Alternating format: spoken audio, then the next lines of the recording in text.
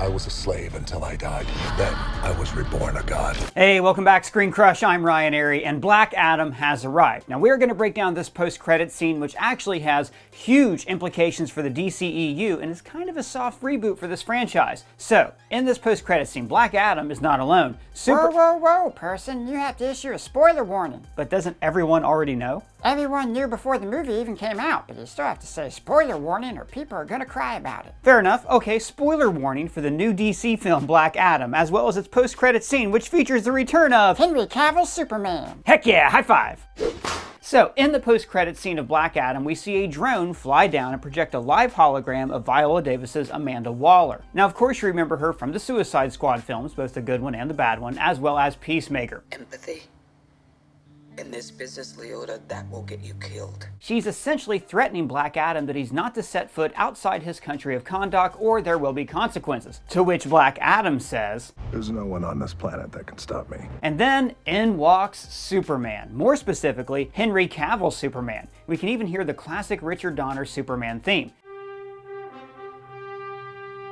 Now, before we get into Superman and explaining this next phase of the DCEU, we have to talk about this outsized role that Amanda Waller has now in this universe. Everyone agreed that Viola Davis was perfect casting and one of the shining stars of the Suicide Squad. So it's great that she's been given a more active role in this universe. Originally, it seemed like she was only in charge of the Suicide Squad, the government's answer to the Justice League. But now it's apparent that she is more of like a Nick Fury character, assembling heroes into her own team. Task Force X might be the dispensable Black Ops team, but the Justice Society is the public team, filled with do-gooding heroes like Dr. Fate and Hawkman. Waller also commands a massive Task Force X Black Ops facility where superhumans are kept in cold storage. And that is also where we got our super cool cameo from Peacemaker's Harcourt. Now, what's interesting about this is that Waller doesn't seem to have any control over the Justice League. See, she and Bruce Wayne have met and have reached a mutual understanding to stay out of each other's way. You look tired.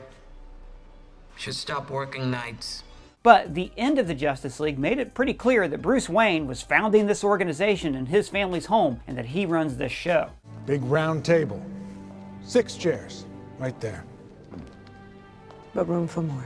And by the way, I love how the DCEU has just sort of said, screw it, there are lots of other superhumans in this universe and we're not going to bother to explain their origins. They basically rushed ahead to where the MCU is right now, where new superpowered people can pop up and we just accept it. Now, Waller has formed her own team of these heroes because she can't control do-gooders like classic Superman. And speaking of classic Superman, Cavill is now sporting Soup's signature spit curl as well as a new suit that is a deep royal blue. And behind his S, It's meant to wind like a river.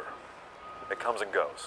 we can see the gold collar is no longer desaturated, it really pops. Now, we think this is a visual representation that this Superman's origin story is now complete, and he has officially come into his own as the Superman that we know and love. Origin story, he's played Superman like 3 times before this. Well, that's right, but in each of those films, Clark was still learning who he was. Well, let me take just a minute to explain the arc of Henry Cavill's Superman, then we could talk about Black Adam and this new Superman's place in the DCEU going forward. See, in the Snyder movies, Superman was still figuring out who he was meant to be. We saw something similar done in the MCU with Spider-Man's Home trilogy. That trilogy was one big origin story. 3 films showcasing Peter Parker becoming the Spider-Man that we know and love, which I really appreciate. Becoming an iconic superhero like Spider-Man or Superman takes time. You have power. And with great power, there must also come great responsibility. Cavill's first film, Man of Steel, focused on Clark discovering where he came from, learning about his powers and what responsibility should come with those powers. Man of Steel also showed us how pivotal Ma and Pa Kent were to Clark becoming the man he is. You just have to decide what kind of man you want to grow up to be, Clark. The next film, Batman vs. Superman, was about Clark determining what role he as Superman was supposed to play in society. He alone was strong enough to rule the entire planet with an iron fist. More like a steel fist. Good one, high five. Thankfully, Clark was raised by 2 wonderful people who instilled in him a basic set of ethics and morality, but they also prepared him for the choice that he'd have to make. You have to make a choice. A choice of whether to stand proud in front of the human race or not.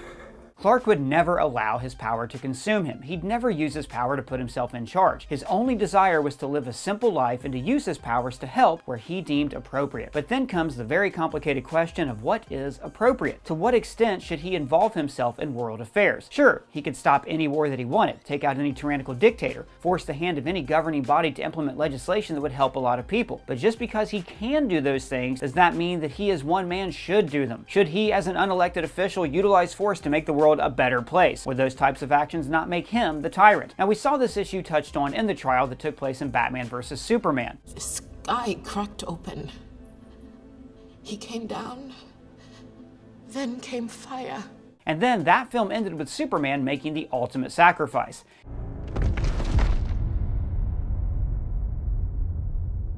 And then in both versions of the Justice League, we see Superman resurrected, reborn. And even though he was just brought back to life, he still throws himself right back into the ring because he now has clarity that this is his purpose. You will give the people of Earth an ideal to strive towards. He is not meant to meddle in the conflicts of man, but to instead fight the battles that man never could. Natural disasters, threats from other worlds, and your occasional nuke. And get stupid cats out of trees. True that. Come on. It's all right. Here you go, miss.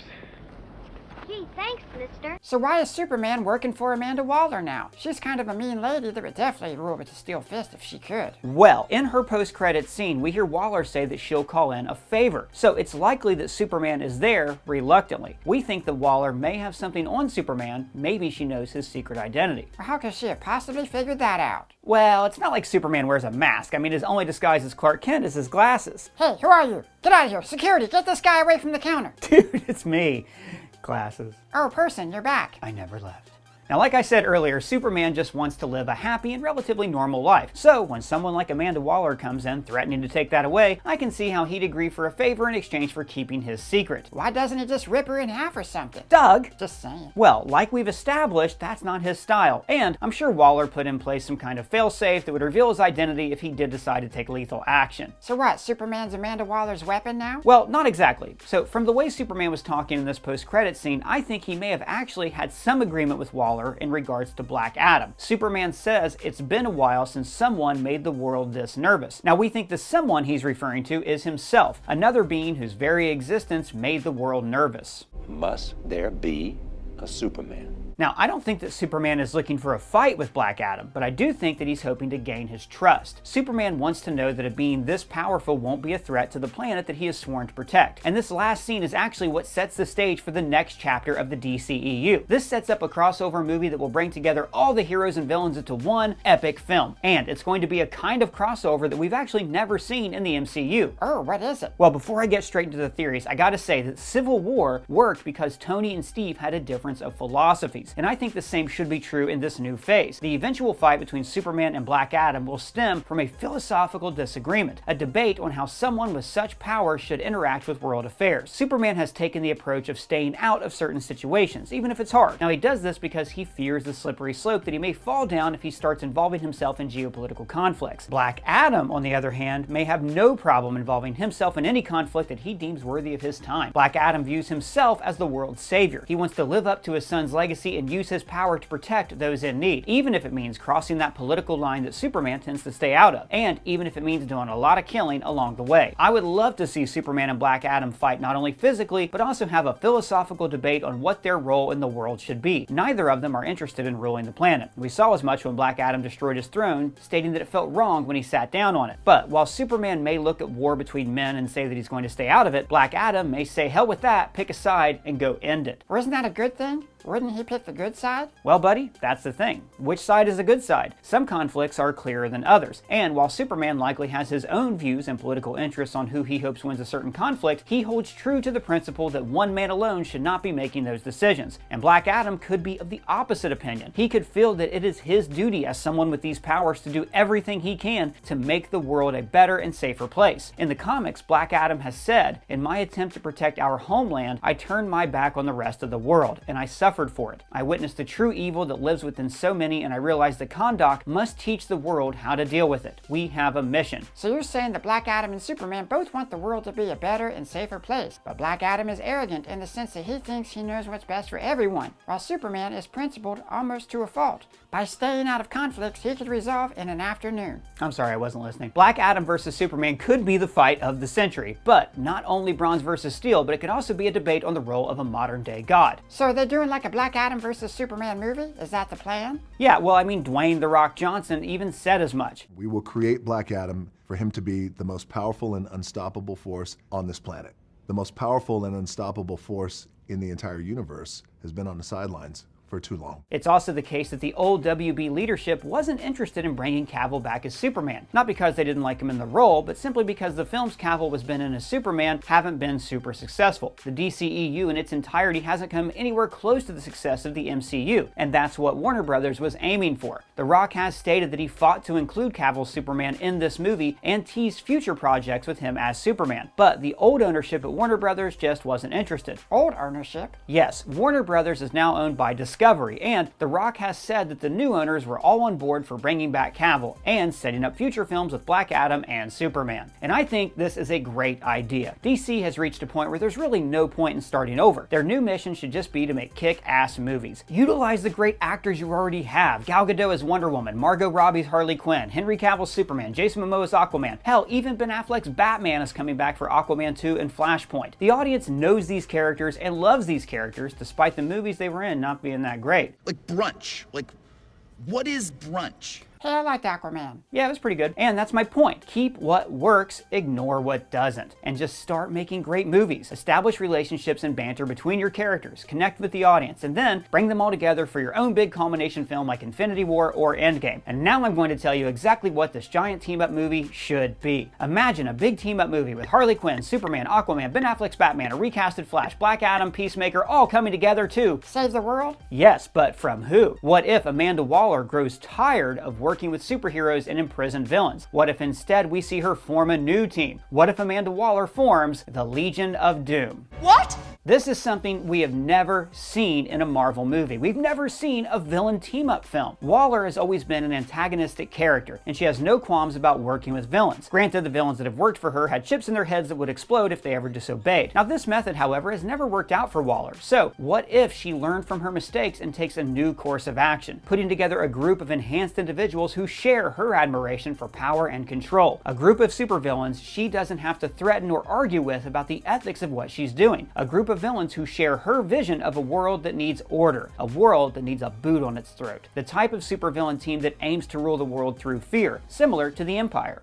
Fear will keep the local systems in line. And I think it's possible that Black Adam could join this team, at least at first. Black Adam could end up being the Namor character of this new phase of the DCEU. See, in the comics, Namor's sometimes a villain, sometimes a hero, but he almost always ends up on the side of good. And that could be where Black Adam starts. But eventually, he would turn and join the heroes. Black Adam and Superman may have their differences, but neither of them would be okay with Waller's mission of tyranny. And Amanda Waller is the individual who brought Superman and Black Adam together. So it would be fitting to see that duo lead the way in taking down her and her Legion of Doom. I mean, with Superman and Black Adam both being good guys, we know that their inevitable conflict would not last forever. Now, it may sound formulaic, but there's something special about heroes putting aside their differences to stand together against a greater threat. So those are our thoughts on Black Adam's Superman cameo and what it can mean for the future of the DCEU. Let us know yours in the comments below or at me on Twitter. And if it's your first time here, please subscribe, smash that bell for alerts. For ScreenCrush, I'm Ryan Airy.